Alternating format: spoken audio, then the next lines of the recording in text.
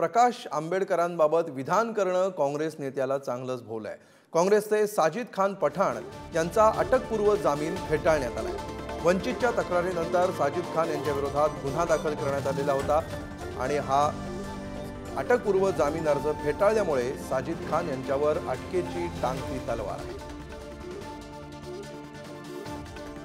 गुन्हेगार आहे साजिद खान, मन्नान खान याच्यावरती गुन्हे दाखल झाले आहेत आणि या साजिद खान, मन्नान खान हा गुन्हेगार यांनी आज त्यांनी अटकपूर्व जामीन टाकली होती, परंतु सर्व वकील मंडळींनी या ठिकाणी त्यांना अपोज करून व पोलीस डिपार्टमेंटचा सुद्धा असे त्याच्या बाबतीत जो आला आहे सर्व गुन्हेगारी पार्श्वभूमीचा, म्हणून आज त्याचा जामीन रद्द झाला आहे आणि तो जामीन रद्द झाल्यामुळे इथल्या सामान्य माणसांना इथलं न्यायालय न्याय देते ही आमची अपेक्षा आहे।